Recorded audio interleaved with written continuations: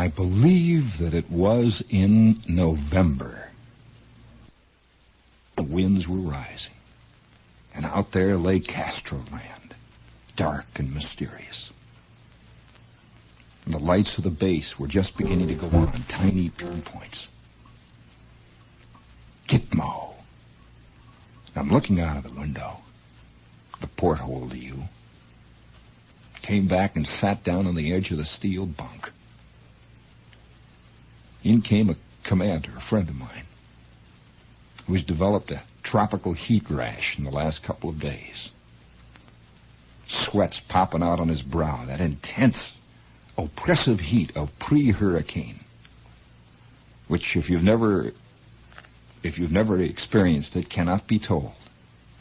It's just like you know something's going to happen. You know it. He looks out of the porthole a little bit. Without batting an eye, he says, 6 of one, half a dozen of the other. I say, Brad, what do you mean? And all the while, the metal loudspeaker hanging on the bulkhead was playing rock and roll music. I love you, my teenage baby.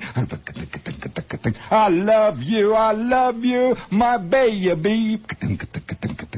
I gave you my ring, you gave me yours. I love you, my baby.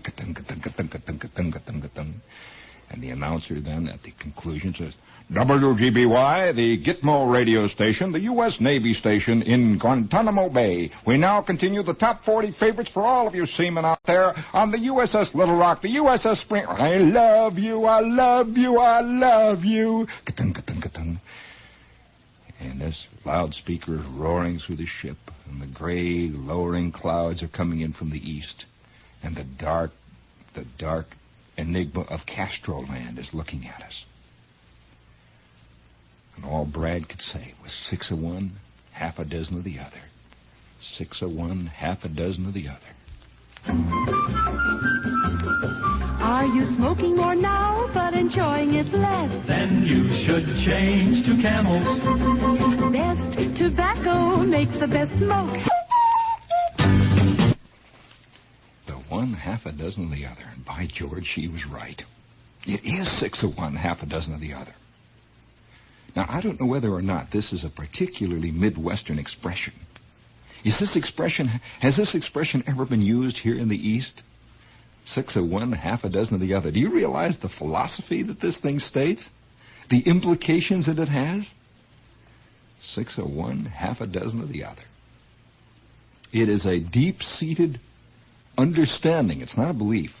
A deep-seated understanding that it's all the same in the end anyway.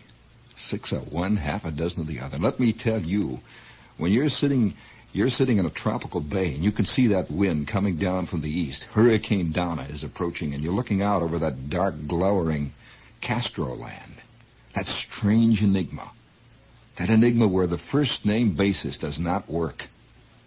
When you sit there on that steel deck and feel that breath of hot air, and then you go out at 2 o'clock in the morning and you throw a line in and you fish for barracuda, and that light touches the edge of the water, and that choppy, heavy, hard water, and you see those fish moving along down there, just moving along past the iron sides of that ship.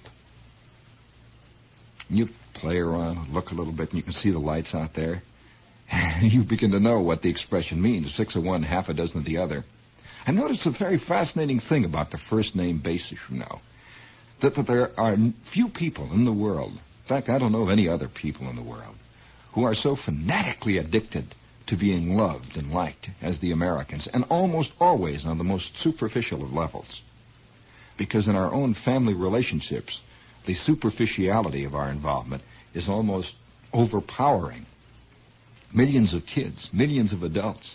It's all, in fact, almost all of our literature, almost all of our plays are about, how come nobody loves me? How come I can't make it with anybody? Why don't they love me? Why doesn't she love me?